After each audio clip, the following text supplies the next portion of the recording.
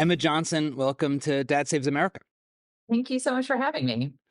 So we got connected by way of our mutual friend, Lenore Skenazy, the world's worst mom.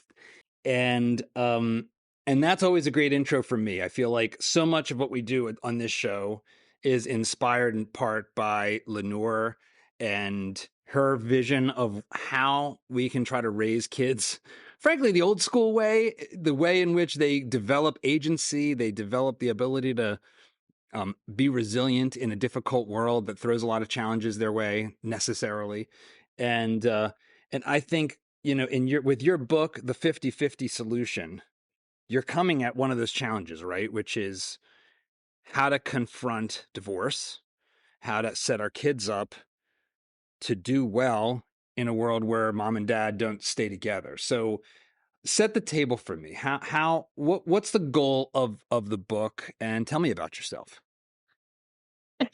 Well, I was born in 1976, and so uh, so the book is really a manifesto, but it's more than a manifesto. I really always say I have no opinions. I just translate the science.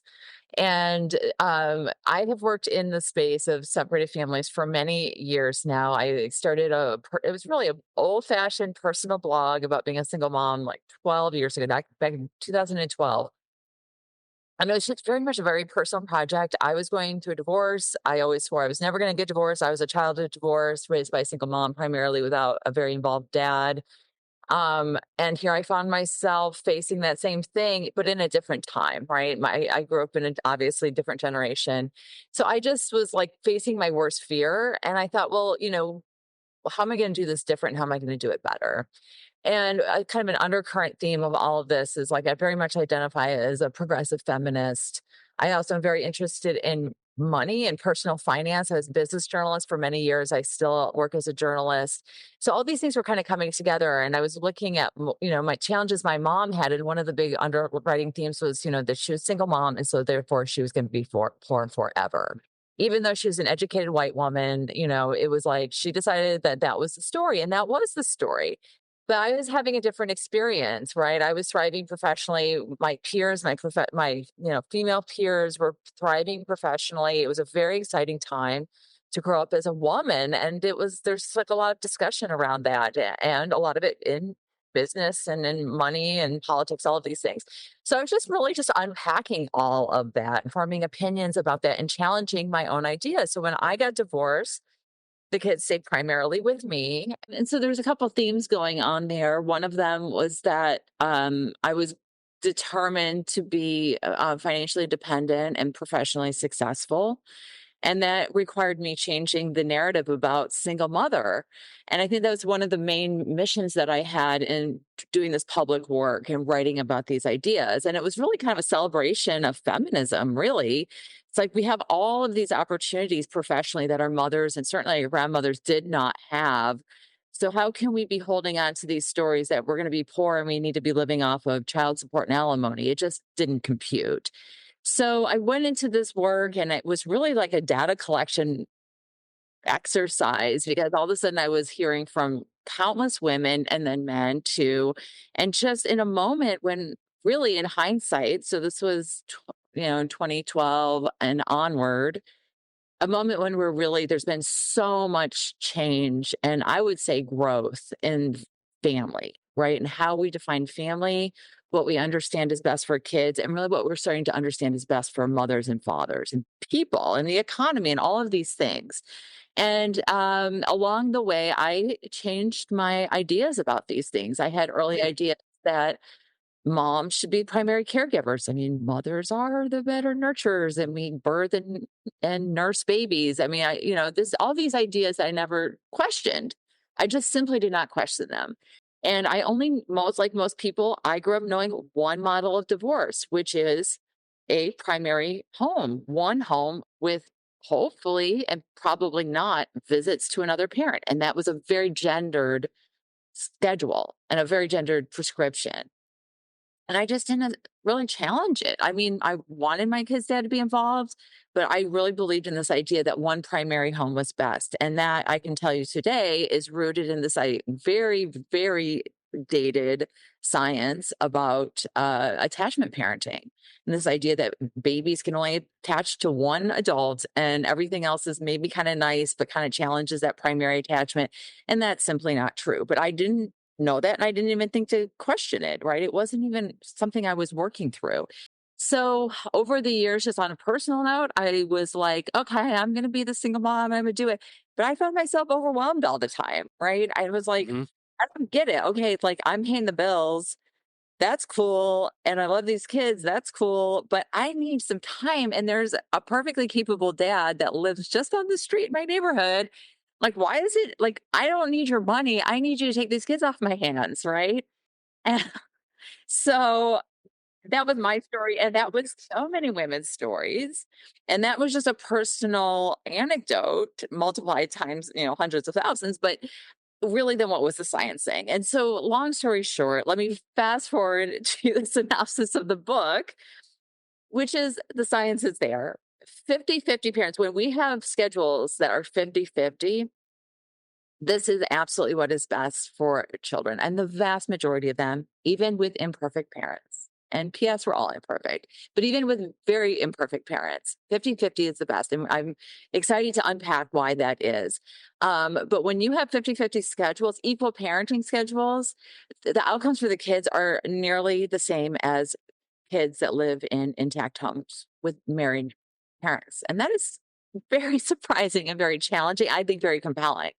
But even beyond that, it is what is best for moms and is what's best for dads. And so, my work's always been focused on women, though that has really absolutely changed now. But when it comes to moms, I mean, I don't need to tell you that when women have more support, when parents, but let's say women, moms have more support in their child rearing, they can work and earn, go to the gym, hang out with your friends, watch Netflix, whatever, right? We have these two competing narratives in our culture when it comes to motherhood. And one is that our babies are like our lives and our identities and our hearts, and we need them with us all the time. Even sending them to school is a sacrifice. They should be with us. It's such fulfilling work. And then it's also that we're pulling our hair out because we're so overwhelmed and we have a shortage of care support and childcare is unaffordable and we're all just stressed out.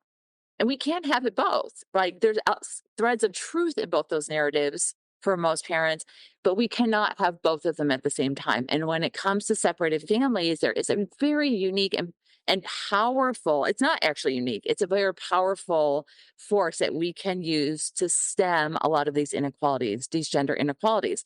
Because on one hand, we still have gender gaps to close when it comes to women in places of power, right? We still have in governments, in corporate boards at the highest level of commerce and business and governments, there's still big gender gaps. The rest of the economy, not so much. And when it comes to men, we have huge problems with mental and physical health, deaths of despair, just like by every single metric, men and boys are falling behind. Well, we've taken parenthood from them, right? Yeah. When we separate families and we tell dads that they're irrelevant and they should just go and maybe pay some unaffordable childcare, but we don't really need them involved with the kids, that tells them they're irrelevant and they are either forced out of the kids and or check out because we've told them as a society they are worthless. But when we have that 50-50 number, that communicates to not only to that family, all the members of that family, but our society at large, that men and women are both equally important to children. And that when kids know that it's 50-50, that is important. When moms know and when dads know that the number is 50-50, it's not most of the time 60-40, majority, these loosey-goosey vernacular, when it's like, no, we do 50-50, that communicates that both parents are equal. It communicates that to that child that the mom and the dad are both committed to that child, and it lowers their anxiety that a parent may check out. Because when that schedule is unequal, statistically, the dad does check out. So it is just the best thing for everybody. And it is in the spirit of how we want to build our society. We want equality. We know that dads are important. Please come and tell me otherwise, right? We want Well, children. there's a lot of forces saying otherwise, but I'll There's get to that. subliminal forces, but I'll tell you, I mean, I have these discussions with people all the time, like put it in their face and people struggle when you try to say that dads Mm. are irrelevant. Yeah. Like when they're actually faced with the question. But I hear it. I 100% agree with you that there's many messages that suggest the contrary. So this is it is a, and we are having a moment when this is happening. It is a beautiful time. I get Google, I have my Google alert sets of 50-50 parenting, 50-50 custody, shared parenting, equal parenting. And that is like a snowball. I get more and more alerts all the time around this issue. And we are moving towards this. There's a lot more work to be done, but people are intuitively understanding it. Younger parents, yeah, I don't have to explain it to them. They're like, "Why are you writing a book? Like, why are you arguing for policy change? Like, I don't get it. Everyone does 50-50 where I live. Like, all my friends are 50-50. What's the big deal?" So, we have work to do, but it's a beautiful time when we're making a lot of positive changes. All right, here's your obligatory reminder to hit the like button, subscribe to the channel, and ring the bell. It really actually does help us out a lot. When we're trying to book awesome new guests, they look at how many subscribers are on the channel and they say, yep, this is worth doing. And I want to bring the best possible people to you that I can. Speaking of which, let's get back to the conversation. So, my gosh, there are so many interesting and for some people, I think, uncomfortable bedfellow ideas that you Well, have it's carried so together. uncomfortable. Let's go there Well, first. not for so what I mean by that is, we've had Warren Farrell on the show and Brad Wilcox and others. And the sense in which dad's role has largely been ignored, social scientifically and otherwise. Um, everything you're saying about 50-50 parenting aligns with these two men and their view on what's going to set up if divorce is inevitable, what sets the kids up for success. And it's not just the shared time, it's some of the other pieces that you get into that I want to dig into deeper and talk about, like how do you relate to each other in front of the kids versus um how do you resolve conflicts and all of that sort of stuff. But very often when I hear someone focus on progressive feminism and gender equality, they don't also recognize that there's actually a lot of struggles facing men and boys and our sons in particular, and that the role of dad as an equal partner is important. Those two, those that uncomfortable, they shouldn't be uncomfortable bedfellows, but our politics and our sort of public discourse has sort of pitted men and women against each other um, in really, I think, profoundly destructive ways. So, where have you encountered the most pushback for your message? Old feminists. That's not surprising to me. So, tell me more about that. Um, well, I opened the book talking about how I struggle with my feminism every day. I'm holding out. Still, like, I still have the membership card in my wallet, but it I'm gonna there is like a feminist industrial complex that Mm-hmm. perpetuates itself, and I've benefited from that deeply, just as a woman in 2024, but also professionally too, specifically. But so I always want to be very grateful to those that came before me. Um, but everything has its season, and it is not serving us to keep the message alive that women are perpetually victims, that men are presumed abusive or incompetent. That is just it is fundamentally bigoted, and it's unacceptable. It is unacceptable, and we are seeing the fallout from how destructive that is. And I can say that one sentence and get pushback from the old broads, but then those old broads have men in their lives who they love and are good human beings. And so we're just human. I really, we're in a revolution, but I hope it's a humane one where we can extend a lot of grace to each other. And, when you have a voice in a movement, you're very powerful, and we needed those women out there. I mean, we had no reproductive rights. We had no professional, I mean, just all the things. I'm going to educate you about the feminist movement. But they did this wonderful work. And then it's like, okay, thank you. Congratulations. You did this incredible work. Let's celebrate that. Put that movement to bed and understand where the work needs to actually be done now. And it's hard for people to let go of that torch. It does seem like there's these different waves, right?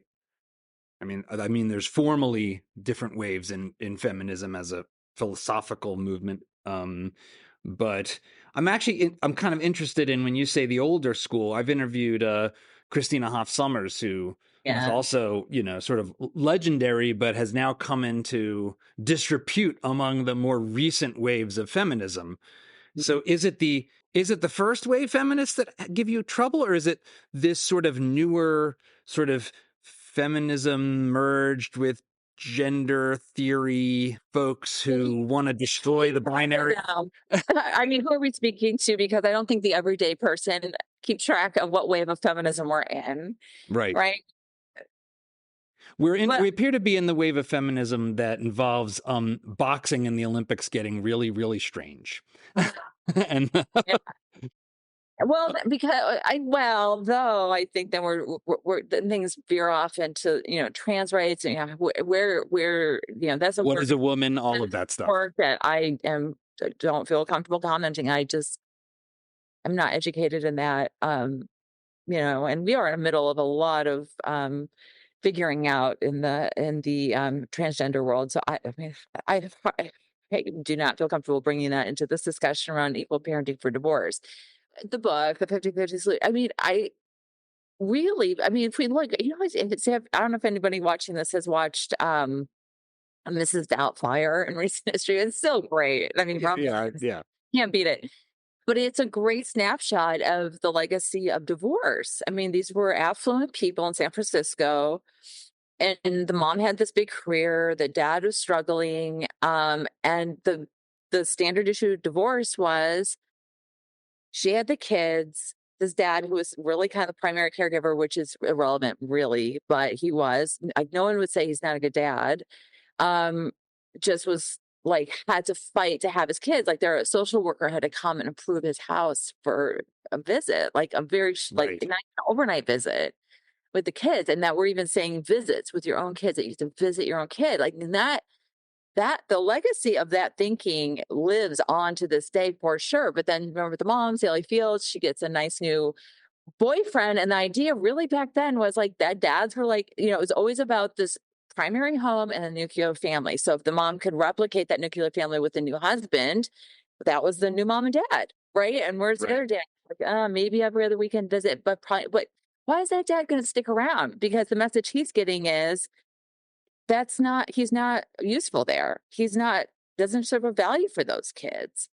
And so then he's supposed to go on and remarry and create another nuclear family where he is useful. I mean, right? And we're still fighting through the legacy of all of that.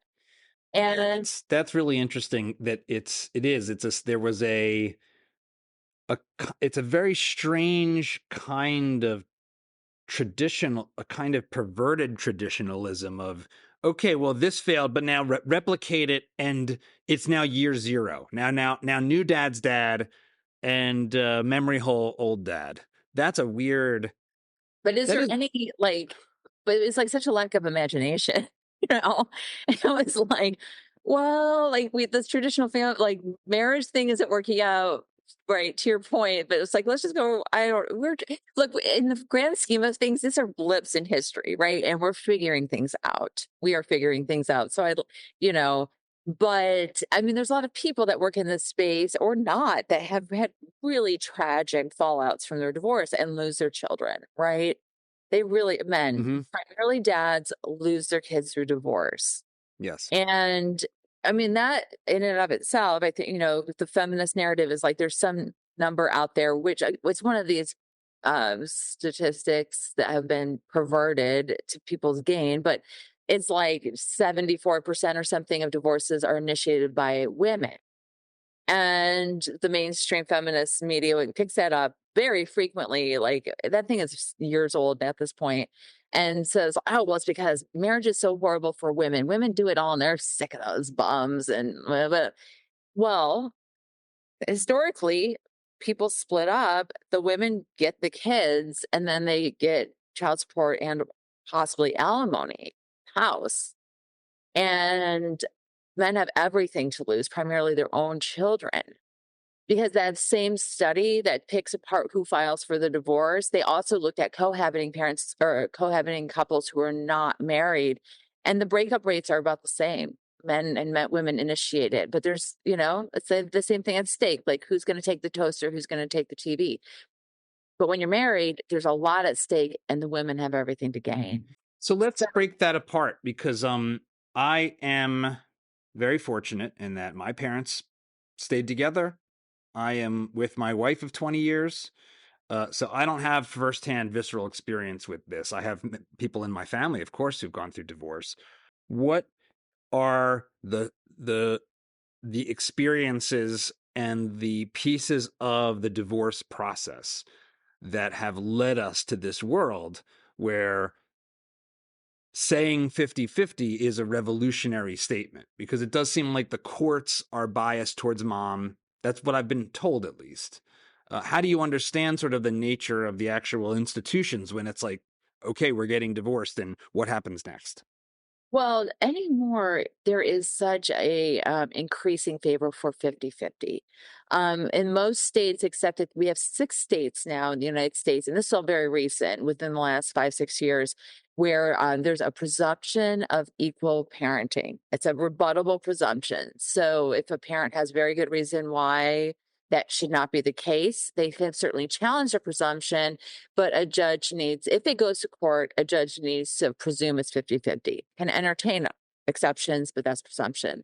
The rest of the country, the language in the law says something to the effect of the best interest of the child, which is wide open, right? Right. According to who? Right. What standard? Home. And then it becomes, if for more affluent families that can afford it, it becomes according to all these, you know, affidavits from therapists and educators and babysitters, and it's litigation, right? It's just down and dirty litigation.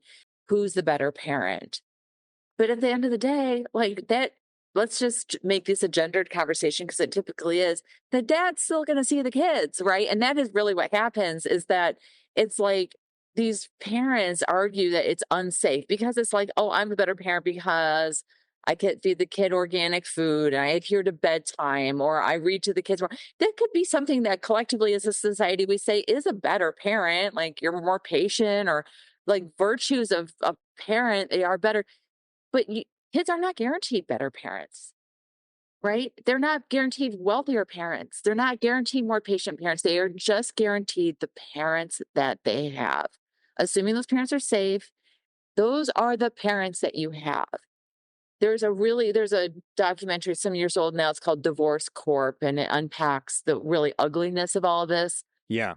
In California, and they do this really great graphic, I think illustrates what we're talking about here. And they say, really, when you get into these litigation situations in family court, it's like, if you have, it's on, if a parent is judged on a 10-point scale, and you have a mom is decided that, somebody decides the mom's a 9 parent and the dad's an 8 parent, that dad is probably like a parent, and she gets the kids all the time. Like, that doesn't make sense. And meanwhile, if we have a family that's really struggling, maybe there's addiction in the family or mental health challenges, and the mom is a 3 and the dad's a 2, and there's some question whether or not those kids are even safe in that either house, and that family really needs a lot of support. That 3 mom gets the kids, and she's a 3 out of 10. It doesn't. It's like, who's better? And it's so subjective. And here's the thing. Again, the science shows that the best interest of the child is 50-50. Despite all of and I really do see a future where we embrace it, because we are barreling towards that future. And it creates a space where there's so much more forgiveness and grace for the very real realities that parents face every single day, when we have to make exceptions. When somebody is struggling with an addiction, people have addiction problems, a lot of them, many Yes. of them. And so if we can acknowledge that and also simultaneously acknowledge that an equal parenting schedule is ideal and that involved moms and dads are critically important to families, we create space for that addicted parent to go and get the support they need and hold space so they can come back into the family. And I see it happening. I see it happening in my personal life. I see families doing this organically without lawyers, without courts, because they just get it, right? Once you create these, and they don't have to be best friend. I'm not best friends with my ex-husband at all. We don't do a great job like collaborating on every single issue with the kids, but we both acknowledge the importance of having both actively involved parents in their lives, and we make it work. And I see the benefits for everybody. You've called the current system sexist. So what did you mean by that? Is it this disparate favoritism towards mom in just about every case, or is there more to it? Yeah, I mean, statistically, the kids stay with the mom, right? Overall, I mean, if you look, well, there's so many layers on these things, but if you look at like census data, uh, mothers have custody of when parents live separately, moms have custody of the kids like 82% of the time. Wow, yeah. But that's sexist in and of itself. There's not a box you can check to say they're 50-50 or equal or shared or involved. According to that, and these numbers are perverted by all sides, very much so. The movements to promote equal parenting are like, oh, those kids, dads, all those kids, dads. No, those 82%, many of them have very involved active dads. There's just not a box that checks on the census collection to even acknowledge that this is an option in life. But it goes even further because the social welfare systems are set up to support whoever has custody of the kids.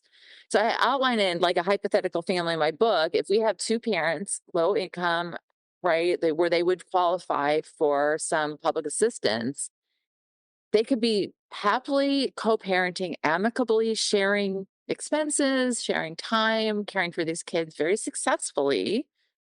But once once there's custody established, that again, I'll make it gendered, and it's not always, but the mom then can qualify for TANF, housing subsidies, and then child support, right? And in most states, she has to, if she wants public assistance, she has to also file for child support, whether she wants it or not. And child support creates conflict. And increasingly, women do not want child support because of all the negative things that it brings on. So things get complicated, but when it comes down to money and the government and families, the government is not set up to support families in a way that best serves everybody. Dig into that for me a little bit.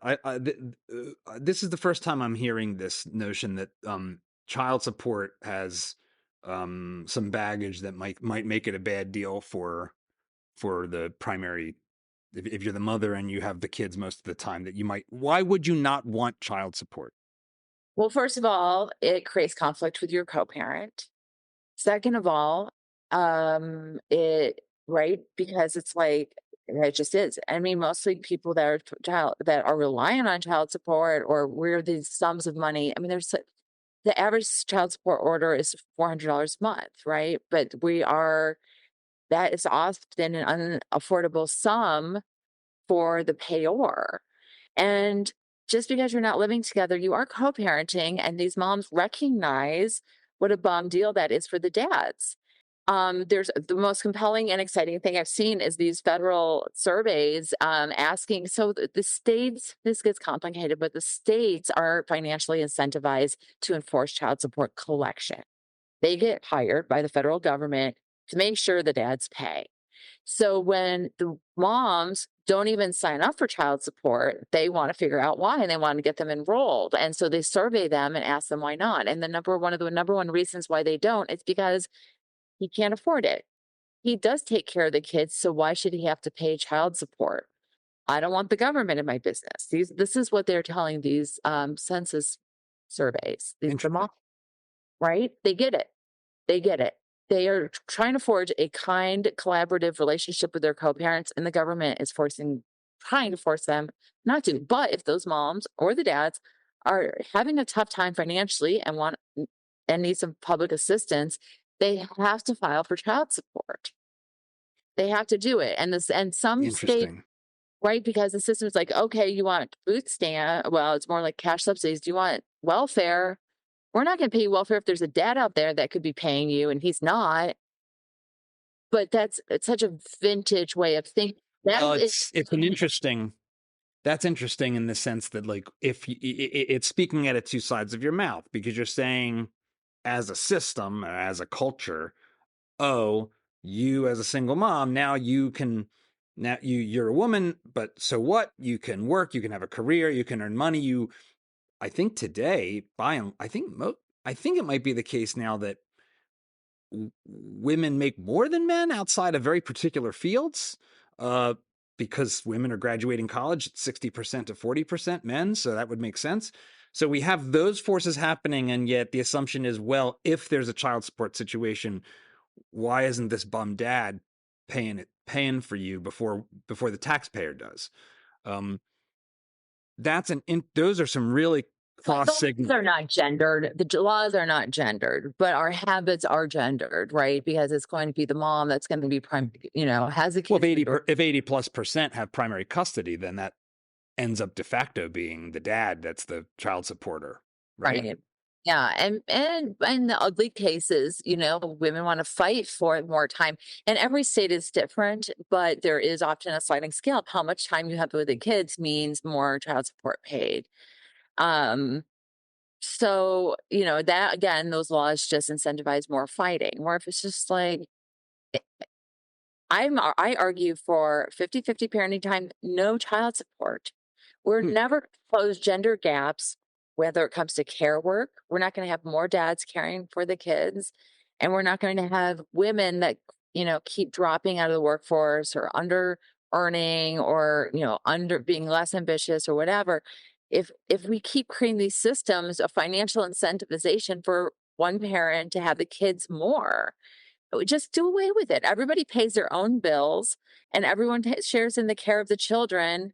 And if some people choose to pursue higher earning careers, some people are choosing to have lower earning careers, some people are fortunate to have more professional success, somebody gets an inheritance. Tough, tough nuts. That's life. That is So, life. I mean, one of the The things. other part of it too, I'll just make one more final point on Sure, that. sure, please. But it's that this idea, well, like, oh, well, he's a surgeon and she's a secretary and it's not fair. Well, first of all, again, tough nuts, but also now people are not that dichotomy is not happening in relationships. People marry and have babies within their social class and their education class. So those, yeah, maybe somebody's earning way more and made less, but that's usually because somebody made that choice to off ramp on their career. And we're adults. We are adults, and we can live with the consequences of our choices. That's what I want to model for my kids. I mean, I wholeheartedly agree on that definition of adulthood. Taking responsibility for your choices is one of the most fundamental definitions to me of being an adult. I understand that when you enter that, we have a very contentious legal system by design. The lawyers on both sides will go right up to and push the line on behalf of their client. That is probably good most of the time, because you want that competition. But I have heard horror stories of the lawyers pushing, people going through divorce into very contentious and toxic postures, because they don't really care about whether your relationship survives. Their job is to get you the best deal coming out of this divorce proceeding. What's your view on that, both as a personal experience, but this is the world you're exploring, you're advocating for.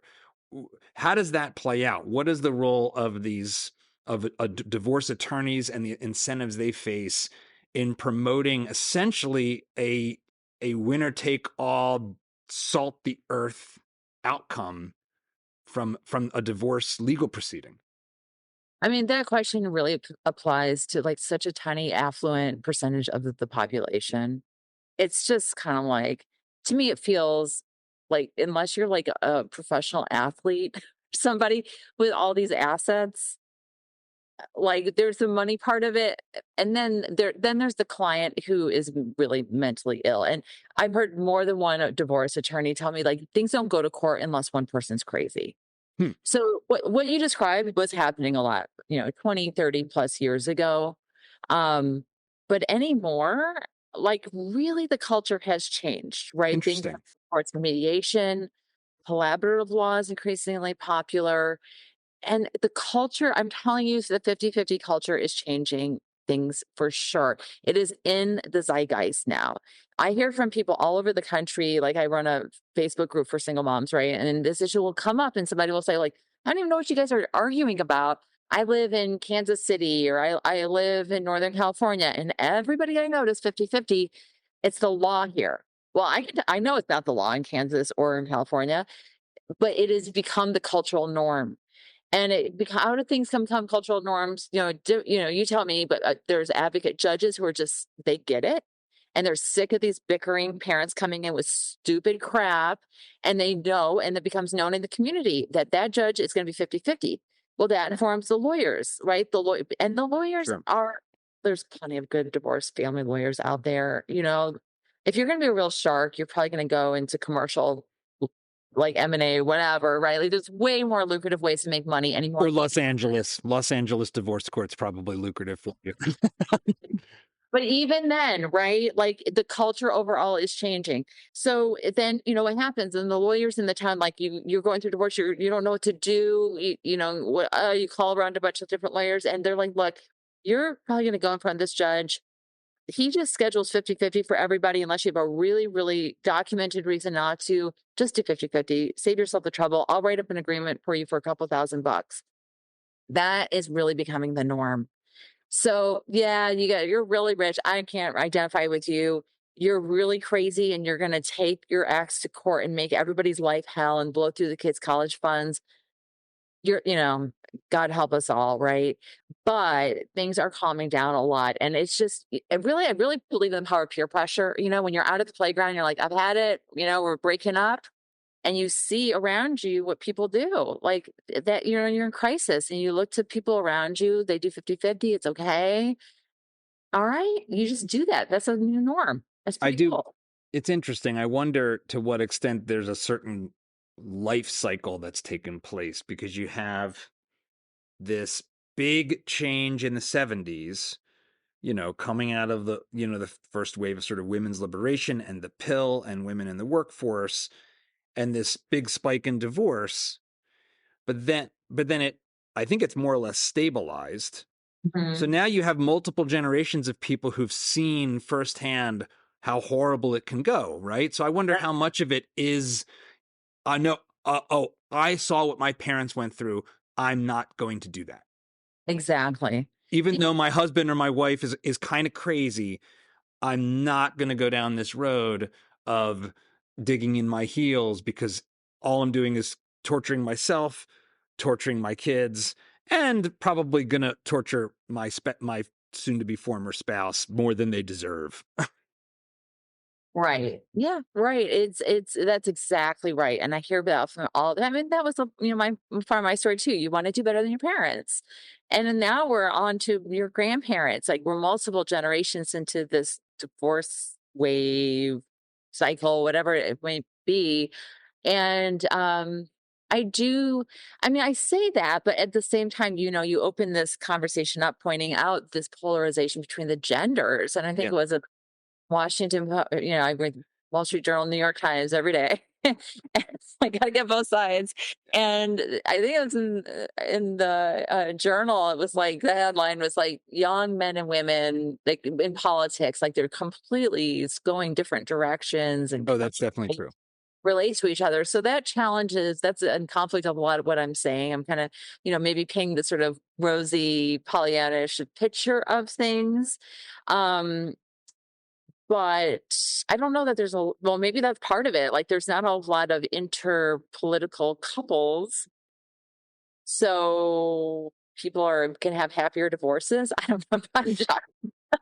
I'm spitballing here. I don't know. Yeah. Well, yeah, we'll see. Like, do Democrat divorces go better than Republican or vice versa? Who knows? Well, Yeah, I don't know. The one of the things that strikes me as being in tension with not just the social welfare programs, although I think I'll start there, but also with some of your advocacy, or at least it's a moral hazard question, which is in the social welfare programs, they fail, but they try to give the devil's due, to avoid, well, to try to solve for problems, to try to say, okay, here's a problem, let's throw some money at it. And what often happens when you do that is you're incentivizing the problem. You're saying, we're going to give you money if you have this problem. And we might end up with more people having the problem because there's money to be made when you have the problem. Now, that's in insurance, that's called moral hazard. You have an incentive to do the wrong thing. Does making divorce more comfortable incentivize divorce? Is there a downside to this culturally, or is that so far away from the set of problems you're trying to deal with that that's a moral hazard that is the lesser of the evils we face? Well, I mean, statistically, divorce rates are ticking down, not dramatically, but they are ticking down. I actually think about it's the opposite. I think that I've, and I have not seen anything to substantiate this, but my sense is that it actually incentivizes people to stay together because it's like when your partner, your spouse, because now it's almost the majority of people that are having babies outside of marriage, right? Mm-hmm. Because I'm talking about separated families, right? We're talking about parental and separate, because then we really get into class and race because it's mostly educated white people that get married and then have babies. So if we really want to be useful in this conversation, we really need to talk about a much broader demographic. But when your partner, whatever, is making you insane and you're like, oh, it's just so easy to take care of these kids by myself. And now it's like, guess what? He's never going away. He is never going away. He is going to be up in your business for the rest of your life. He's going to be there. You can't get rid of him. And then you're like, okay, well, you can see around you, that people make it work. Like you see these people at the soccer game or at the graduation and it's fine. It's like, it's totally fine. And I think it's like, oh, well, okay, like relationships are really hard. I think we get that. I think we understand that marriage is hard or coupling is hard work. We haven't figured out how to make it better yet. I don't know. It's like, really, it's going to be so hard. It's going to be hard financially. It's going to be hard on the kids. Like, I'm going to miss it. I don't know. I think about like the message I want to give to my kids. Like, I'm learning all the time, right? I've been divorced personally for 15 years. And I just decided to get married to my longtime boyfriend, partner. And I'm like hanging out with Brad Wilcox. We're having lunch. And like, I'm really thinking these things through, Yeah. and for a long time, my kids grew up watching me do this work around single motherhood and like normalizing that and putting a positive message on that. And I feel very proud of that work. And it was always rooted in hopefully a positive message, hopefully in the science. And, but at the same time, at the end of the day, like there's a huge value to marriage too. And as we speak, kind of unpacking and learning about that. Yeah, let's linger on that for a bit. So you've got your website is Wealthy Single Mommy, and it is it's a very empowering, perspective. It's a little bit of a you can have it all. I don't mean to misrepresent it, but that was the vibe I was getting. It's like, no, you can be a single mom, you can pursue the career of your dreams, you can kind of have it all. And on the site, it's got the stuff around how to co-parent, and there's a lot of good stuff on the site. But it sounds to me like you're grappling with that a little bit, with like, to what extent do I want to be a champion for the benefits of single motherhood, or make sure that I'm not being misinterpreted as saying that single motherhood is a good choice. Like, is that what you're grappling with? That, like, I never advocated for it to be the better choice. It was always just meeting people where they are. Like, I don't really get into divorce, right? Or because people come to single parenthood all kinds of ways. And it's like, okay, you're here. Like, how are we going to make the most of it? That's always been Yeah. my thing. For lots of reasons, because I think I was just always like, well, marriage is cool, not being married is cool, mom by choice is cool, whatever. Like, that is such a broad journey. But the one thing we can all come together on is, there's plenty we can come together on, like the overwhelm, the financial stress, dating as a parent, the social, just navigating the world socially as an unpartnered parent. There's so much we can come together on, even though we came to this place to us a different journey. So that's where I came about it at. People can twist it into whatever they want. I don't really care. But I guess I just really struggle, like, because I didn't grow up around in a marriage. Like, my parents weren't married, neither one of them were married. And I certainly knew people that were married, of course.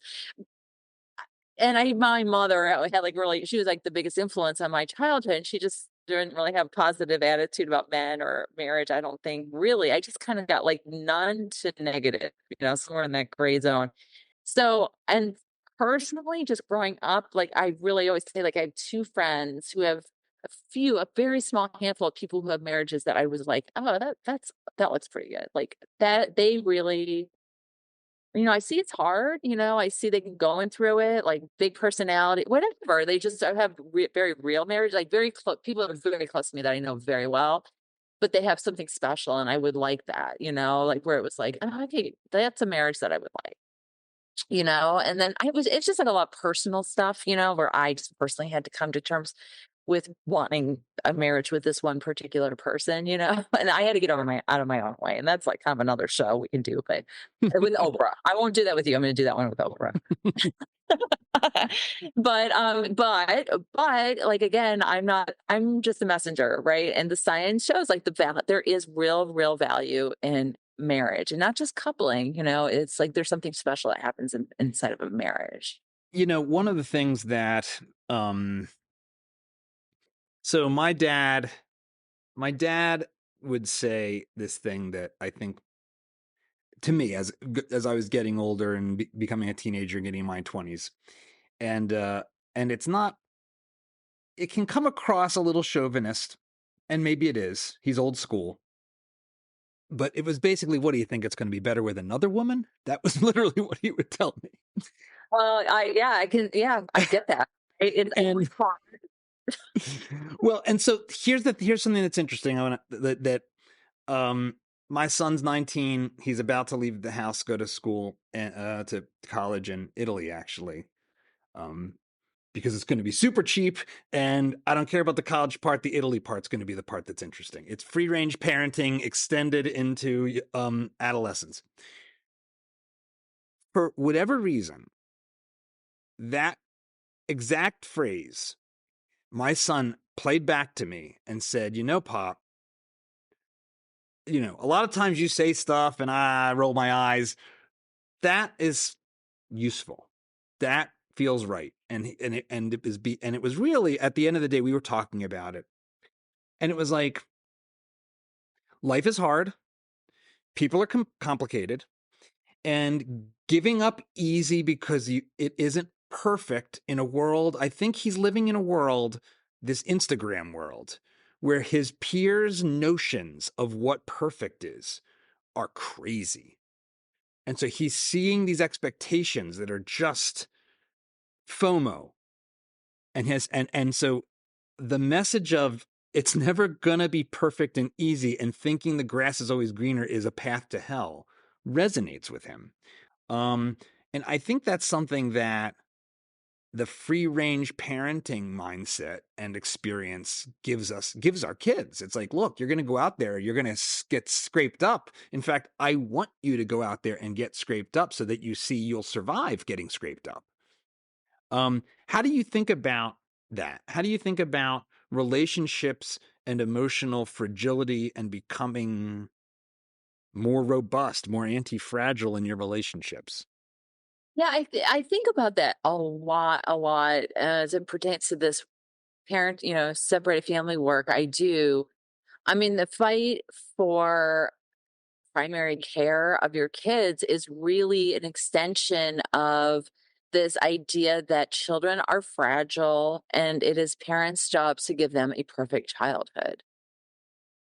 So if we can accept that kids are really resilient in our country, in the Western world, I mean, we are Yeah. living in a time of peace. Yeah, inflation makes it a little bit more expensive to go out to all the fancy restaurants we're used to going out to. Boo effing who.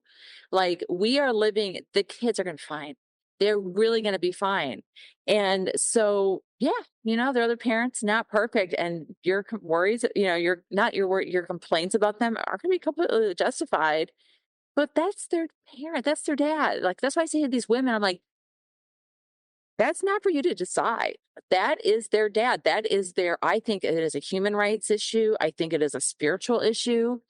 I think it's a human right and a spiritual right, and just a fundamental human existence right to know your parent and to have the absolute all the opportunities to know and experience your parents, both of them, if at all possible.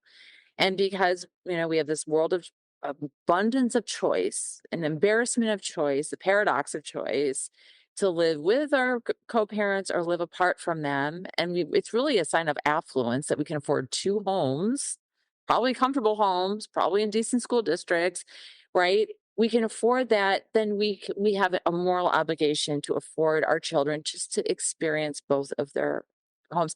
And we haven't even unpacked the parts about dads. Dads are not involved when they're married. They're not involved, right? Like, they're not, because mothers have the power over the domestic sphere, right? They are doing more of the work, but they are taking on the work. They're taking on more of the hours by choice. So dads make themselves small and are not as involved dads, and that's a fact. But when they divorce, there's a wonderful opportunity for dads to step into their fatherhoods, and that has been proven when moms are not gatekeeping and dads are given the opportunity, whether it's inside of a marriage or a separated family, co-parenting, when dads are given the space to make mistakes, to grow, to get to know their kids, they flourish. They want to be dads, and they are capable. We're talking about raising kids. We're not talking about being molecular biologists, neuroscientists. We're just talking about keeping a kid alive. It's It's not literally the oldest job. It's the oldest job of humanity, definitionally, to raise kids. right. Well, like, let's quit making it harder than it needs to be.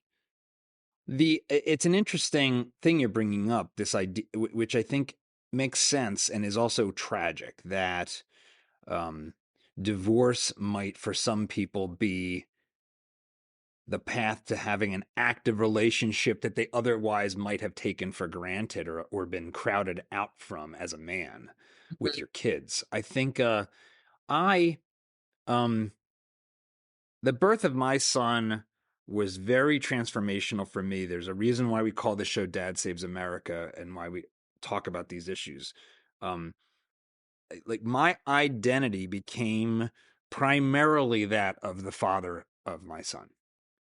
And it was liberating because it meant that my career path could come and go and it wouldn't make a dent on my identity. I think when we wrap our identities up in things that are trivial or passing, we set ourselves up for a lot of pain and a lot of failure. I didn't know that at the time. It was just something that emerged. Like, he came out and it was like, I am now a different person. And I am, and that, and so it was a very interesting thing because I have a very active father, and yet, like, there were things I was doing, like waking up with my son. Like, we sort of divided and conquered as best we could. And I would get pushback a little bit, even like from my mom, like, shouldn't Lisa be waking up with Mateo? You work so hard, And it's like, Mom, this is my time with my son. It's not a problem. Like, I want this time with him. And I encourage every guy out there, everyone I talk to, but anyone watching, you should embrace the time with your kids. Like, this is the greatest. It's the greatest job you're going to have as a man. You might love your work it's going to go away. It's going to go away before your kids do. Like, you should want that, actually. Pat Stevens has been telling you that for decades, right? Yeah.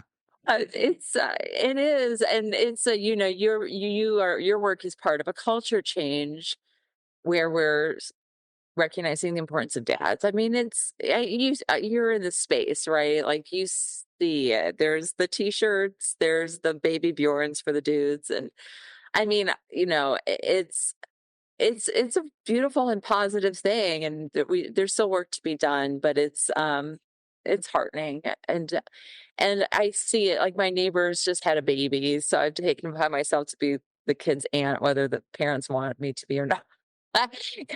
And I'm over there all the time giving them unsolicited advice. And I was like, my kids are teenagers. They're 14 and 16. And I was like, I think the parenting culture is going to be a lot better for you than it was even for me. And 15 years is nothing in history, right? But the pressure to hover and be the helicopter parent, I think that's subsiding thanks to the work of Lenore and her cohorts, the acceptance of involved dads. This couple, actually, the dad's a stay-at-home dad, and before that, he was an educator, and his wife's in corporate. So there was, some gender neutrality, let's say, in that family, right? It's just, I mean, it's just I don't feel like I'm that old. I'm 47, but I feel like things have changed very much for the positive. I appreciate that optimism. I think one of the things, how do you relate to, or how do you see your work in relation to this other pushback against marriage?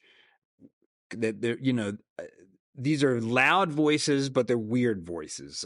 Pearl, Andrew Tate. There's this sort of red pill, frankly, woman-hating movement, including Pearl, who that more or less says marriage is a bad deal because of the problems we've been talking about with divorce. Just don't even bother. You're setting yourself up. 50% of marriages end in divorce, which is also like tortured statistics because many of those are multiple marriages, so it skews it.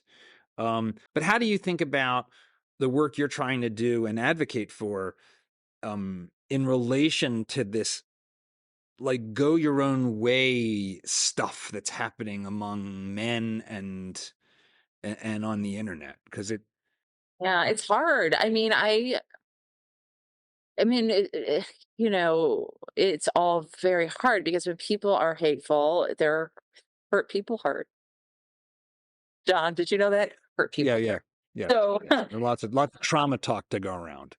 yeah, but it's true. It's like you're speaking, hey, it's like it's like what's at the root of that and how can we heal that? And I mean, look, if it's women hating, I get it.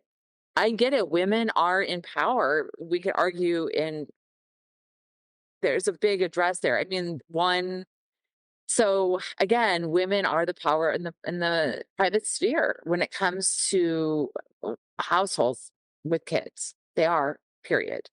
We can say women are the vast majority of educators. So again, women have the power when it comes to families, when it comes to children. And now, as you pointed out, the majority of college students, college graduates, the majority in many fields, including increasingly now equality, yay, great in professional fields. Um, but there's still this narrative that we're victims, and that victimhood gives us a lot of power too at the same time, right? So it's like, okay, you walk into family court, and historically, though this is not happening anymore, but walk into family court and say, oh, he's domestic violent, but he's been violent and therefore the kid should be with me. Well, historically, that wasn't even challenged, even if there's no criminal um, prosecution of that. It's just taking that face value that's happening on college campuses, right? So there's a lot of power in victimhood, and so whoever's in power is going to be criticized, and women are not used to that, and so now we have to contend with that. But first, we have to acknowledge our power, and if you acknowledge your power, you have to acknowledge your responsibility that comes with that, and that's a lot. Especially if we don't historically have thought about things and embrace that narrative. So it's definitely a time of change. And yeah, those voices are very loud, but they're loud because somebody's listening to them and it resonates with Mm-hmm. them. So I don't think we can afford to ignore that or dismiss as a bunch of weirdos. There's a real undercurrent there that we cannot afford to ignore. I mean, one of the things that I think has been um, it it it it seems like it just continues parasitically, this sort of gender war mentality. You're touching on it here with this notion of sort of victimhood as a cudgel and a club to beat your enemies with. Like, I'm a victim, now I'm going to beat you down with my weapon of victimhood. But there is it's it's weird to think of men and women as being at odds with each other, even historically, because we've always been in it together. Yes, I think there's been this shift where for most of humanity prior to the Industrial Revolution, physical strength was the currency. And now physical strength, men and women are dwarfed by the physical strength of our machines. So physical strength doesn't have this same imbalancing force that it did, uh, you know. But it's not fun to go off to war and die. It's not fun to do all the dirty jobs that men's physical strength leads us to do in often 90% plus numbers. Some of the talk around power and victimhood masks that, like, men and women are different, and we both have things that are hard and pleasant and challenging, like even the notion of child rearing, if I can monologue for a little bit. It is difficult, painful in ways I can't understand as a man, but there's also like an intimacy that my wife got to have with my son. There's a closeness, like a literal genetic connection to him Mm. that is a benefit that I don't get to have as a man. So, like, it's all complicated, and turning this into, this force, which I hear you pushing back against, and which I love, this force that's always trying to see us as at a war of all against all, men versus women. It seems ahistorical and fundamentally like a proxy war for ideology, not for trying to make the world a better place. I mean, Well, I've been like ruminating on this idea. It's like we just all thrive on conflict, and our lives are so cushy that we just invent conflict where it doesn't need to exist. that's not wrong. I just today was reading in the Atlantic a really interesting article by a gay historian. Wrote this, and he's like, the gay movement has like eaten itself alive. That's my words, not his. And it was less like Yes. there's been so much success in gay rights, but they're still screaming that we're at a crisis point when it's just simply not true. Like, we have gay marriage, we have equal rights, like every single thing. Violence against the LGBTQ community is like historic lows, but it's become a business, right? And so it's like he's like, this is ridiculous. He's like, basically, this is an absurdity. It's like a circus. And so maybe the gender wars or something there too. What do we have to fight about? It Well, is. children, it's like, oh, well, we don't have to fight anymore because we don't have to be married anymore. But let's keep that passion alive and just fight over the custody of the kids now, right? Or alimony or whatever people want to fight about, right? It's like, or not like that. And I mean, you kind of touched on this with your son and the culture he's living in, but the cancel culture, and we live in a time of isolation, right? We just are working at home and we're building bigger and bigger houses. Mm-hmm. We're not Yeah. going to church and we're just not connecting with our neighbors, and no one goes bowling alone, right? And so we're just like alone, and we have tolerance for the friction that comes with human interactions at like this historic low because we don't need to mess around with that anymore. We can just be happy, make a living with our laptop at home and ordering our food. We don't have to go to the grocery store and deal with the annoyances of the market. So, so what's the incentives to like work through a marriage? That's really Yeah. actually Any friction. Well, so I think you mentioned this earlier with regard to the experience in the family courts. I think so. There a book came out. Gosh, it might even be a decade now. Called "Coming Apart" by Charles Murray. And I don't know if you're familiar. Are you familiar with this book? So you've sort of referenced something that's very core to it or earlier in our conversation. So Charles is a social scientist. He's controversial because he was a co-author of the Bell Curve. But this book looked at all the general social survey data and a whole bunch of other sources and basically said we are living in two Americas. And it was he just to take race out of the conversation. He just looked at white Americans, even though I think that category is a metaphysical oddity as an Italian, but I leave that aside.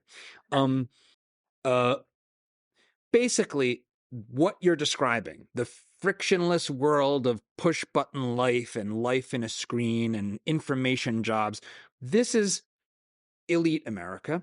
We live in what he called super zip codes, clusters, Austin, Texas, the collar counties of Philadelphia, northern New Jersey, Manhattan, and Los Angeles, Beverly Hills. And in our cluster of super zips of this like liberal elite, we live super traditional lives and we have 95% marriage rates and we have kids in wedlock and we actually go to church at relatively high rates, which is all real weird, and yet profess to not care about those things, and yet we actually do them ourselves. Right. That was Brad Wilcox.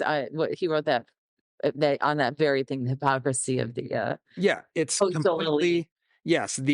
I read the Atlantic and I talk about yada yada yada, but I live a super conservative life and I go to church. Maybe it's an Episcopal church or something. I don't know. But and then you have what a lot of Americans are struggling with, and I think this is the cohort that the Andrew Tates connect with more, of economically very challenging, having kids out of wedlock, being the primary focus of the opioid epidemic, not going to college, not, although college is kind of a scam and a bunch of commie nonsense, but that's my personal opinion in large measure. You know, unpack that later. But there can be good, but not for 70 grand. Sorry. But that is a totally and like culturally different, physically separated, and we are living in two Americas, I think. And what's interesting is even our politics is separating along these lines.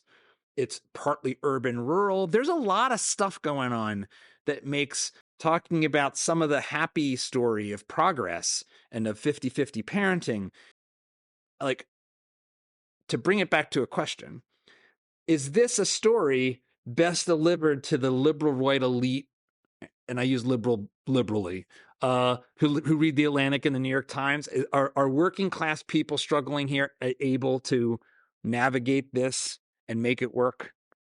Yes, and they are.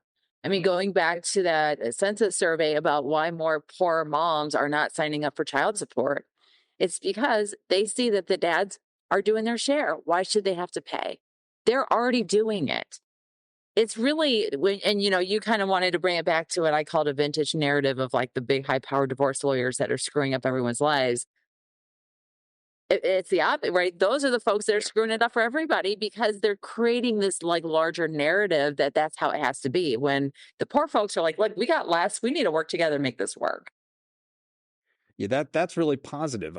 I hope more broadly that is playing out that way, because the intergenerational nature of this. Talk to me about that. So, I see a lot of what you're talking about fundamentally as being trying to break intergenerational cultural problems, like coming from a bad divorced home, saying or coming from having a model of divorce that isn't great. How do you not replicate that with your kids and then their kids?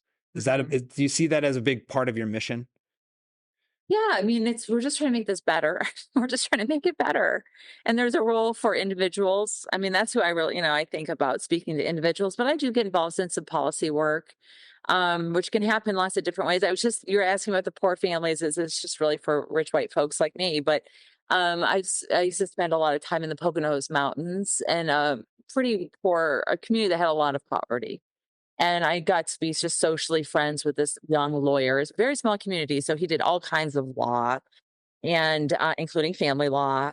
And I was giving him my spiel about my my advocacy work. And he's like, he didn't have kids. He's a gay guy. Didn't really plan on having kids. But he's like, yeah, that makes sense. He's like, I don't really care about kids, but this makes sense to me. I'm sick of these people coming in with these stupid petty things. He's like, the moms in this community, they need more time to work. They're poor. And the dads need to be more involved. Like the dads come in and they're not being able to be involved with their kids, but they want to be, but they don't really have money to fight in court. And that's the other part of this equation is if you're a dad and you are in a community where it's going to be a battle or you got some bad situation, if you've got money, you can probably get a decent custody situation. It's those poor dads that need culture change and policy change to help them. But anyway, so in this community, he had me invited me in to come and do a CLE to their bar association, and it was very small. I mean, I don't even think there's a dozen people in the room, and I got there and gave my spiel, and there's lawyers and magistrates in there, and I checked back in, and a couple of years later, they all just kind of signed on. There wasn't a lot of pushback. They were curious people, and it was just like, yeah, the judges in the town started doing 50-50. I don't know how much I had to do with it, but I'm just saying change is possible in a poor community. People just need to understand the facts. I think the facts speak for themselves, why it's good for people, why it's viable, right? We see it happening now in states around the country by law or just by culture change, and it's successful. I cannot think of a single dramatic fallout from places that just did 50-50 and all of a sudden like something horrible happened. It didn't. It's just the natural evolution of things better. So you're in the 50-50 situation. Lay out for me, if I'm a viewer facing divorce, wanting to do what's the best for my kids, wanting to be part of this statistical group who have similar outcomes to staying married. What are the other things I need to be doing with my ex-husband or wife to set my kids up for success? Like beyond like equal time. There's a lot of surface area for interactions and conflict and choices to make. What is your advice? What is the best practices to set our kids up to not be screwed up? Well, I'm not a co-parenting expert, but I will say the studies show that even when you're not getting along, there's still conflict in those families that do shared parenting, even when it's not your choice, right? A judge forces you to do it. Those kids still have the best outcome, have better outcomes than when sole parent, right? So it's really but conflict is not good for kids. Right? We also know that to be true. So it's honestly, it is like an eternal change. Just let the other parent when it's their time. Don't try to interfere. It's really this organic thing that has to happen where nobody's assuming they're the better parent. Or you can assume you're the better parent, but you still give the other parent the space to parent how they want to parent, right? Mm-hmm. I think there is a role sometimes for outside professionals. Now, there's a whole divorce industrial complex that fuels the wrong side of this.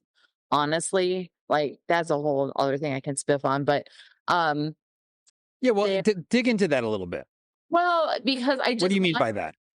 Like a whole other thing about how, let's just say on social media, it's completely acceptable for women just to be patently sexist all the time. It just, guys suck, dads suck.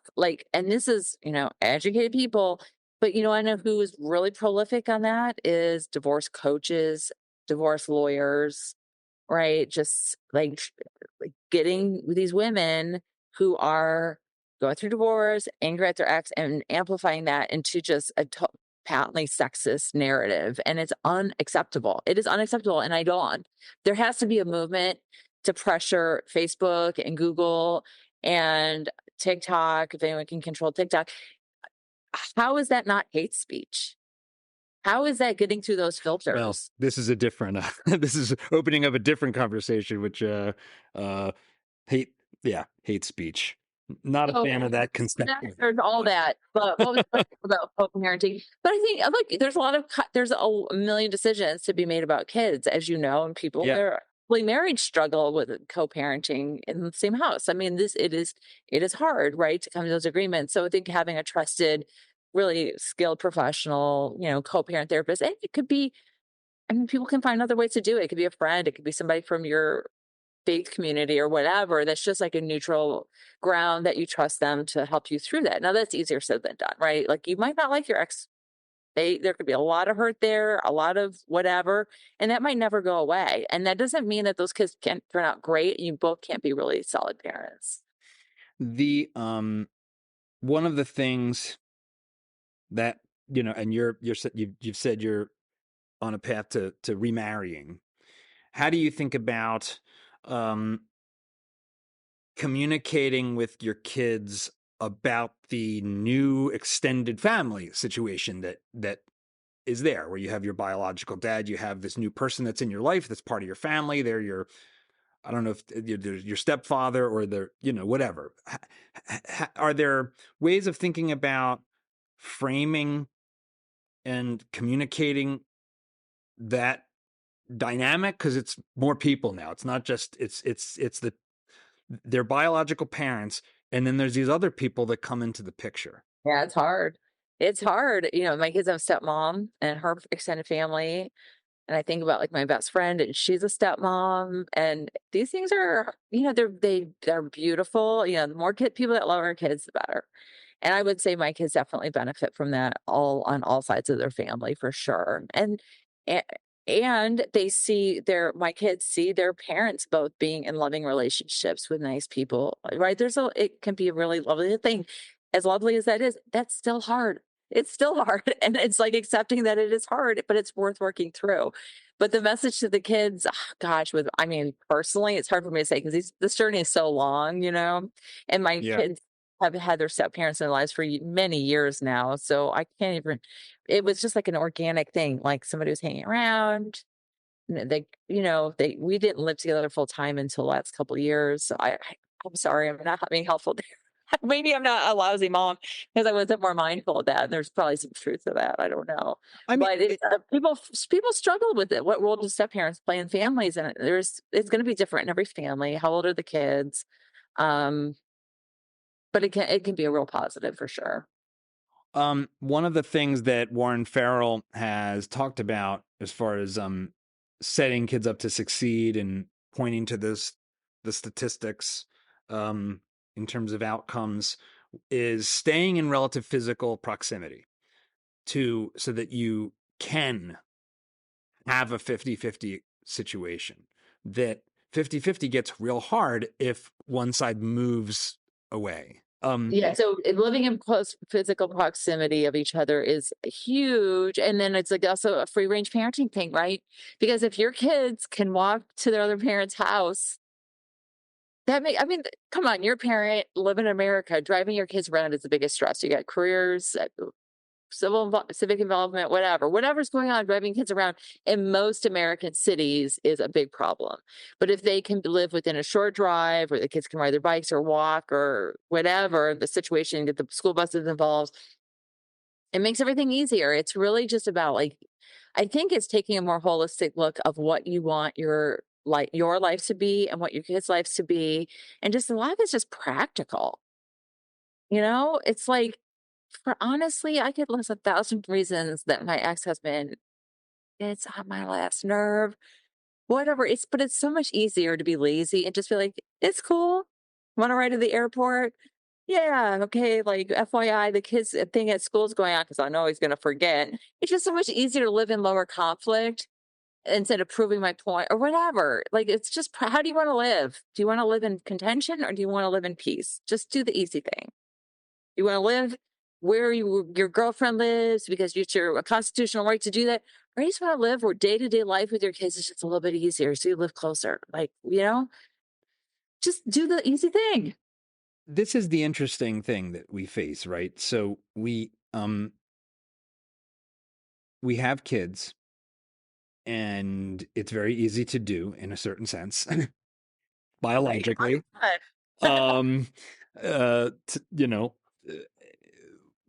what do you have a message to young people who about how to think about that, because what I'm hearing you say fundamentally is sort of below the surface is you are a parent now, and that should be a priority, and you should make sacrifices for your kids.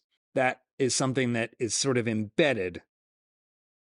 Even to execute 50-50, there are choices you will have to forego to stay close. There are things you will have. You're projecting your agenda on me with that statement. I Okay, don't so say anything about that.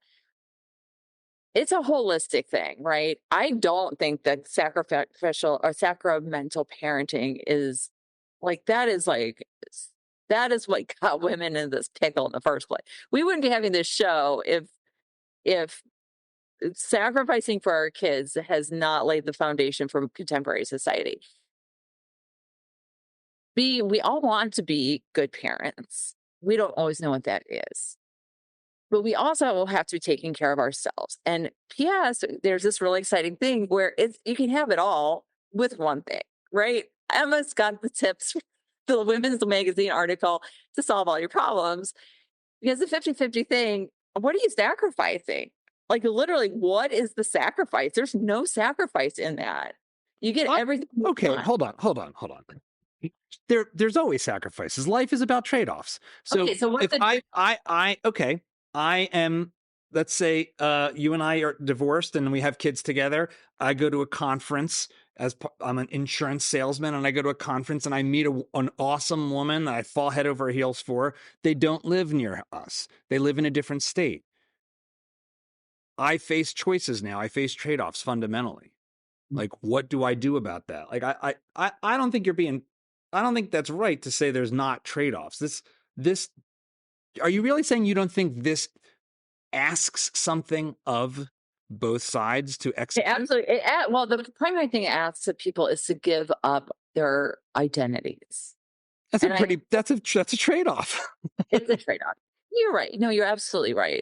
It is a trade-off, and that's hard. I think that is asking a lot of people. I hope I can do it in a way that shows what the rewards are for doing that, and help people understand that, the baggage that comes with these identities, pros and cons. But yeah, you're right. Of course, there's always trade-offs, right? There are always trade-offs, but the whole idea of being like sacrificing for your children is like fundamental. Why are you getting chafed by that? Why? Lay this out for me. Why is that's clearly off-putting to you? Why? What is it bringing along? Because trade-off and sacrifice, I hear that as just two different. They're just two different words to describe the same thing. If I'm going to choose this instead of that, I'm sacrificing because that for this. Can come like there's some virtue attached to it, right? I don't know. Is there not a virtue in making a better choice for someone else? Is that not a virtuous thing? We don't know that to be true. So we don't know that that's better for them. Like in the moment, so like, let's unpack this. So, Yeah. Like, okay, as it pertains to. Well, you obviously think that there's a reason why this is good as opposed to not this, right? So why is this, if this is good, then you're going to make sacrifice. Is it not? Just because it's good doesn't mean it has to be hard. Not necessarily, but it can be, or it'll impose costs, right? Okay. I don't know what we're talking about. Let's talk about something specific. So here's a cost, right? So I'm asking women to give up the status that comes with being a primary parent. And that's real. That is real. I think it's in this book or some writing that I did. I talked about this friend of mine who's an activist in this movement. He's a young dad. I don't think they were married, and had a kid, and they broke up, but they were doing well as co-parents, and they worked it out. They didn't have a lot of money, but they were working out, and the kids in the hospital at one point, but they did it in a really caring way together. And then all of a sudden she started like taking them to court for primary care. And it was just like so incongruous with the positive history that they'd had. Yeah. And he like, outside of court, he's like, "What are you doing? Like, what is this all about?" And she goes, "Look, how do you think it looks to everybody out there if I don't have the kid most of the time?" And that's tough. And we need to listen to that. That is standing in the way of all these positive things. That is her very real experience. Maybe she's getting pressure from her family, her friends, just her larger community. or she perceives, it doesn't matter. That is her experience. So if we don't address that and help her, hopefully the women out there understand, okay, yeah, there's some status that comes with that. Maybe you're fulfilling some role that is expected of you, and you expect of yourself, but here's all the payoffs. Here's all the benefits that come if you let that go. That's okay. She's sacrificing that or trading that off, whatever language we want to use. Yes, right. But at the end of the day, I mean, I know those women, right? Like, I'm one of those women. I had to give that up, and I can here to tell you, I don't regret. Like, hindsight, it's like, okay, I had to go through that. That was the natural evolution or whatever change that had to happen. But it wasn't like I was punished. The interim, when I was struggling, I was pissed off because I had the kids all the time and he wasn't doing his share. And I'm feminist, so I should have the kids. And that was I was punishing myself by living in those old ideas that weren't serving me. But when I was able to let that go and move on to this other reality, that was turned out to be beautiful. And that's what I want to share with people. I want to understand. I want to understand this perspective. It sounds like it's almost more of a philosophical perspective that you're pushing back on me on, which is great. It's fun. It's fun to get into it a little bit. Free range parenting, right? That is at one level a recognition that there's no pain, no gain. That you're the way to it's an exposure therapeutic kind of way of thinking. Like, oh, I'm gonna let my kids deal with conflict themselves and not step in. I'm going to not hover, even though they're going to screw things up. They're going to physically hurt themselves. They're going to get lost. They're going to get a D. I'm not going to do their homework for them because no pain, no gain. And whether or not you see these things as sort of like a virtuous sacrifice and aren't I so morally just or not, is not kind of where I'm coming from. I'm coming from I think what we talked about, which I think we agree on earlier, is that this frictionless belief, this belief that I can go through life and not encounter friction, but get all the benefits of the heat and light without the friction. That to me is like a fantasy that modernity has tricked us with. Mhm. And I'm curious if you agree with that, because I think you. Hard to argue with, yeah, for sure. So where do you feel like there's been something else that's gone on? Is it the expectations that have been in the past on what, like talk to me about the expectations that you're grappling with when you chafe at me saying like sacrifice, responding to sacrifice. I forget. Well, they can do playback here, but what I heard was that like the book, you're touching the book and saying like that you should sacrifice for the better of your kids was the essence of what I heard. Yeah, that's right. Mm-hmm. Yeah. Right, and that would not be the message I would lead with. My message is, here's the struggles around figuring out, as we are in history, figuring out how to make healthy families, right? I think we all want healthy families. How do we do it? Here's my answer. And my answer includes, well, I mean, the friction, I really do think, I mean, that is the essence of it. The book is unpacking modern ideas about parenting, right? Social science. And I hope that I come at this from a empathetic lens, which is, not everybody's out to maliciously steal the kids away from their other parent or punish their ex. It's really, I think, a lot of just misunderstanding or just completely lack of understanding about the social science, because academics are pretty lousy about marketing their findings, right? We know that. So where's the friction in the change? It does come down to these old ideas about gender, these old ideas about social science, about social behavioral science and what is it pertains to child development. And then the role that the state plays in all of that, but just letting go of old ideas and hopefully letting science guide us into a better future. And that's hard. It's hard to let go of things that you held to be true. So give me some examples of the old ideas that need to give way to what you're referring to as the science or the scientific understanding. I sometimes chafe at that. Social science, I tend to say social science with snarky scare quotes, because it's a myriad of problems. There's replication problems. It's also like, but before I pontificate, I want to hear clearly kind of what it is you're putting your finger on from your perspective. What are these old ideas, and what have they been revealed to be by more recent thinking and study? Well, there's an understanding that kids do best with one primary home, only with a satellite parent, right? That only mothers really bond with kids, when we know that mothers and fathers bond with babies, Yes. even in utero, right? Your hormones were changing, as were your wives when she was pregnant with your son. Oh, I felt it for sure. Yeah, right. It's like amazing, but do most people accept that to be true? No, we need to get that out there. Um, that and people, like, kids are fragile, right? That we have to be creating these, like, really sacrificing financially, sacrificing emotionally and psychologically to bat and go for these primary care, primary custody situations to protect our precious children who can't be exposed to a parent that doesn't adhere to bedtime, whatever, whatever. um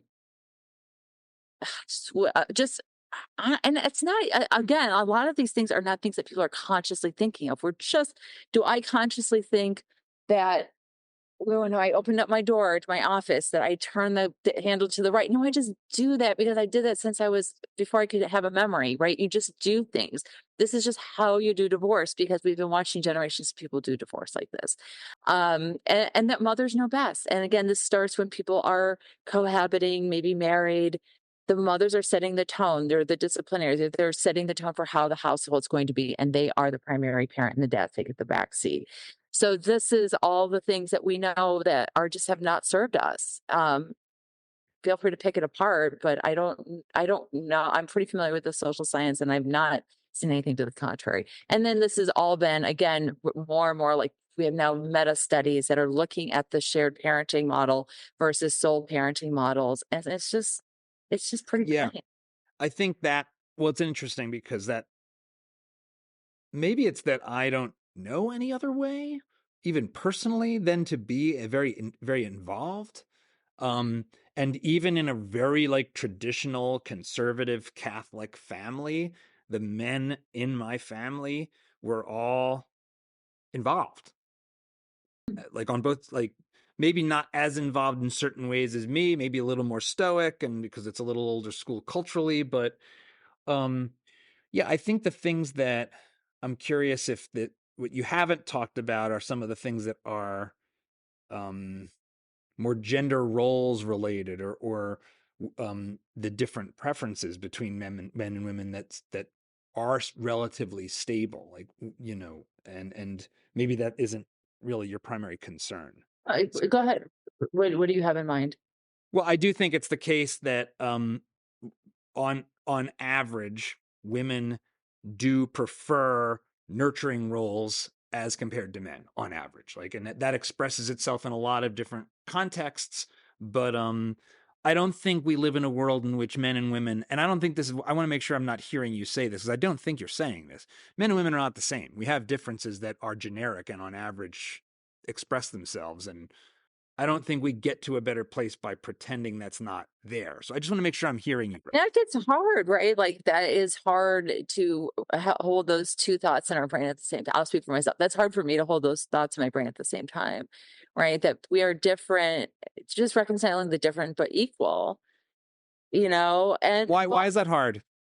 Why is that hard? I'm a simple human. Like, right? I'm just dumb, John. I'm just too I'm sure that's not true. I mean, I think this is I think this is hard. I agree with you that it's hard in the sense that the desire for an ethic of equality exists in conflict with the reality that differences are real. And there's a certain amount of somewhat immutable differences. They're not perfectly immutable. Men and women are overwhelmingly just humans and are similar. But I think it's like a kind of extremism that we have to combat. that's part of our problem of our times, to say we can have equality. It's sort of like equity versus equality, equal outcomes versus equal treatment, equal rights. That's and maybe I'm taking this to ideological places that you don't intend it to. No, equal responsibility, equal rights, like that is verbatim. I say that multiple times in my work. It's Yes.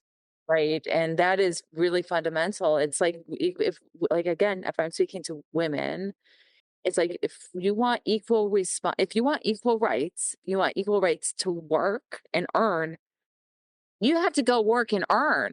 You don't get to opt out and then scream that you need alimony. Give me a break, grow up. Like grow up, right? People want to fight for the right to vote. You have to go vote. Like that's the game. It's not that complicated. But it goes to dads too. And that's where I'm an island in this work, because this is where I knew I needed to get involved in this work, because I naturally had this audience of women, single moms. And I was feeling their pain. We were commiserating about like how overwhelmed we were by being the sole parent, or I take that back, the primary care parent. And I'm like, wait a minute here, this isn't computing. But meanwhile, I have gotten involved in the equal parenting movement. So it's mostly men are, fighting for law change. That's the essence of that work. And this belief that if we just change state laws, then everything's going to be fixed. But you're saying the reality is also, so though here's women fighting, say they want equal rights, but then they don't exercise those rights in the workplace, or maybe they hold the kids back from the dads, but then dads are yelling that they want equal rights to their kids, which they should have, but they don't always show up as much as they should. And I saw both happening anecdotally in equal measure. I'm just in my social circles, in my professional networks. And then I had this really weird situation where I got all this data coming in through my work. So I'm like, both of these things are happening. Everybody's equally being deprived of their rights, and they're both equally being jerks, right? Yeah. There's not everybody is and it's, gendered. Everything is so gendered. It's like, okay, well, how do we neutralize that? Take the money and take the time. And here's just one more little thought that I've been thinking about a lot. And I didn't really say this in the book, but I think everyone's obsessed with the time and the money because they're measurable when it comes to family, whatever. You can measure dollars and you can measure hours. You can't measure. That's true. Yeah. Right? You can't measure love. You can't measure connection. You can't measure well-being very well. Right? So people obsess over the measurable. But what if we let the measurable go and just neutralize that with a 50-50? And then, now we can find ways to measure, or, at least focus on these less tangible things that are more meaningful, really, in the on the big scheme of life. I think there's, I agree with all of that. I also, I see the interesting challenge that you are swimming in, which is quite admirable, which is that you have a fundamental, you are at the intersection of something that brings the differences between men and women into conflict, which is marriage and kids and relation, and how and what kind of life each wants to live in the aftermath of something that's neither wanted, probably, which was to get divorced, and then off in the workforce or off in whatever again.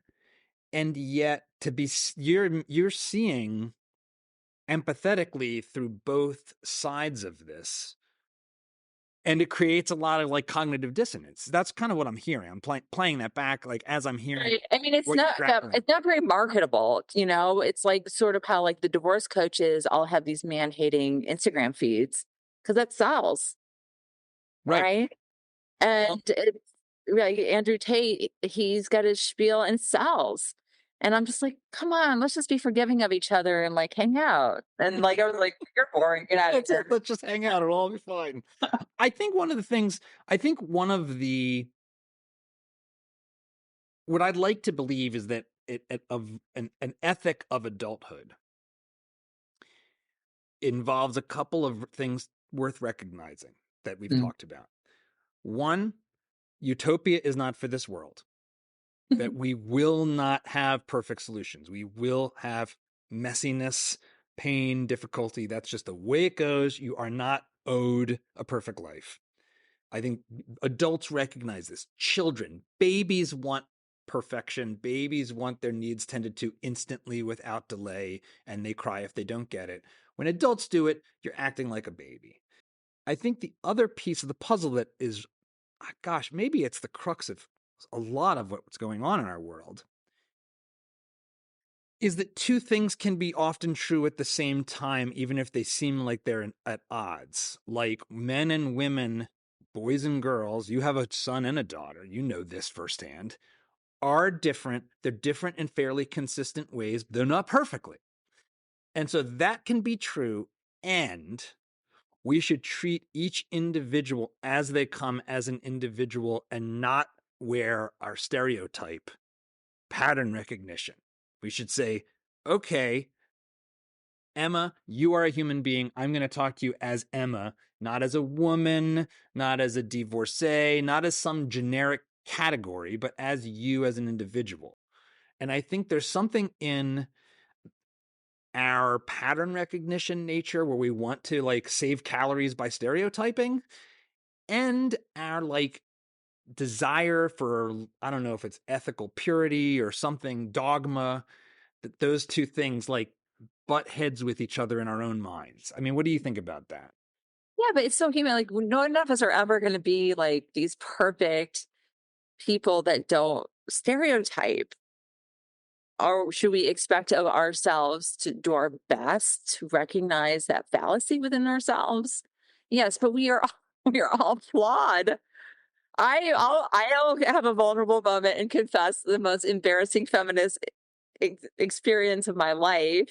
And I was on my kids. This is some years ago, and my daughter got hurt. Like there's somebody had a jet ski that was like got loose and it like hit her ankle, and she was freaking out, whatever. And this woman, this middle aged, she was in her 50s, like gorgeous woman, comes like sees this and comes running down the beach. I mean, she looked like a like Baywatch situation, and she's like took over like medically, like seeing the situation, and things kind of calmed down. It wasn't a big deal, and I was like, oh, I'm so grateful. And you know what I said? Don't tell anyone I said this, but I said, are you a nurse? And she said, no, I'm a physician. And I thought, okay, I'm going right to feminist hell right now. Yeah. Give it a couple generations. Take a look at medical school. That's not going to be kind with me. To which I say thank you. Look, it's I wouldn't put money down on there being an equal measure of male nurses and male school teachers 100 years from now. I think before that, well, nurses get paid good money now, so we're straightening that out, right? We'll see. I think the Scandinavians, paint a way towards it being maybe an unresolvable bias, but who knows? I don't really care. Get whatever job you want. That's fine by me. As we wrap up, how do you think about like first from a policy perspective, like what are the top things that that need to change to pave the way towards healthier co-parenting in the aftermath of divorce? Well, I'm opening up a whole other conversation, but I don't, there is a very robust effort to change state laws. So, to create these rebuttable presumptions. And that's okay. But you don't need good policy if you have strong culture. And Denmark would be an example. Everybody does 50-50 there, and they don't actually have 50-50 on the books. Interesting. Right? Another shining example in this movement is Arizona.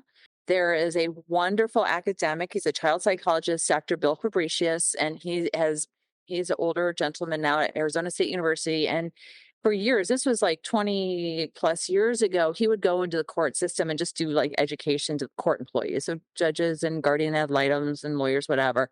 And he's like, yeah, of course, we know that dads and moms are both equally important to kids. And we all know that. It's been science for decades. And they're like, what? That's not the case. That's crazy. And so he saw this big disconnect between what he understood the science to be and the popular understanding of these people that work in family courts that care about families. These are good Mhm. people. And so he just took it upon himself to do education, just to educate the court employees about this work. And then he was inspired to do more research around divorced families and equal parenting. And he's very robust in his research and still doing work to this day. And everyone just says 50-50 in Maricopa County. All the judges, he got them on board. And so the advocates came in and passed a law that does not actually say 50-50. There was some, because there was nice relationships with these judges who were primarily doing 50-50 default. So that's a really great example of how under the radar, without inciting the opponents, you can get really good work done in the DNA of a community and help them understand the facts. Facts is a loaded word, but understand the contemporary science, let's say. And they can see firsthand, right? These judges, all these employees are in the communities working with these families every day. Like, it's not like they drop the bomb and they leave, right? They are Yeah. seeing aftermath of this, and it just really true organic change happened. So meanwhile, around the country, historically, there's been all these efforts to promote 50-50 laws and get policy change, bills passed. And what happens is, and I'm a journalist, I can tell you, so even though something like 85% of the population does support equal parenting, there's lots of polls across gender, across demographic, income, north, south, conservative, liberal. What happens in the local news article, somebody's trying to pass a law wherever in Missouri recently, and the opponents come out, which is going to be the domestic violence advocates and the bar association. They get 50% of the quotes, and the 50-50 advocates get 50% of the vote. So it looks like the society is torn. What should we do? We don't know. Well, we do know. We do know what's right. So that has not historically been effective. However, it's snowballing. And now we have half a dozen states that do have good laws on the books. So maybe we're figuring it out. I don't know. As as a as a woman with a challenging relationship, but that is not violent, that's coming to an end as a marriage, what is your advice for a mom to head into this and make this happen for your kids and for your, you know, your new family configuration? What's like your I top would say, piece of right. advice I for would them? say, tell your soon to be ex that he can choose the mediator. So he doesn't feel like you're pulling one over on him, but a mediator, and just tell him, like, I'm not going for any money. You have your money. I have my money. Maybe there's some investment. Maybe you have the house. Maybe there's some investments you have to divvy up. We're doing 50-50. I want this to be as peaceful, but obviously we both have some concerns here that we do have to work things out. And let's make this as amicable as possible right at the beginning. Just set it up for success. It, is there different advice you'd give to the father, or is it the same advice on both sides? It's like, look, it's It 50. would be the same, but here's the thing and this is real. Like, a lot of moms don't want to give the time. They want to go for the money. That is real. That's what we've been taught. That's the best we can do. A lot of dads don't want to be 50-50 parents because they don't have to. It's hard. They haven't gotten their groove on as dads. Yeah. This is what I would say to a dad that's maybe leaning that way or entertaining that, or maybe he's getting messages from people in his life, men in his life. I don't know, right? That's real. We have to realize that that is a Yeah. real chunk of the demographic population. It's like, look, it is hard to be a dad, but those kids need you, and you are a good dad. Even though you guys fight, she tells you you're a lousy dad. Maybe you don't feel, maybe it's really stressful to hang out with those kids all the time. I get it. Everybody struggles to be a parent. It is hard. You're not alone. But you have a wonderful father. You are a wonderful father. You just need a little more practice and support. And those kids need to know that you are in it 50%. And here's some science. And here's a book. They'll tell you about that. But you are a good dad. Then how can we help you feel more confident as a dad? I love that. I ask this of every guest. We call this Dad Saves America because I do, playing right off of what you just said. I believe that it is a role we as men can play that is heroic, and that it ripples out to the, not just in your family, but to the community and the country. You should embrace being a dad. It will be the best thing, one of the best things, if not, for me, certainly the best thing you do. How do you think of your role in the American story? Oh God. Like, here's your opportunity to be a narcissist, Emma. Here's the soundbite.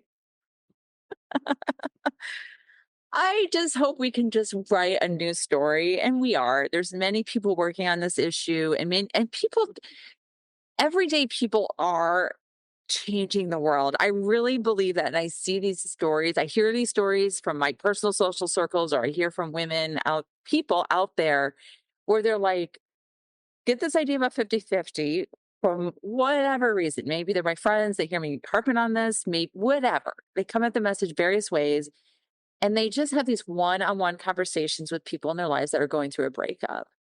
And they challenge the status quo narrative that she should fight for the kids, or he should check out, or whatever.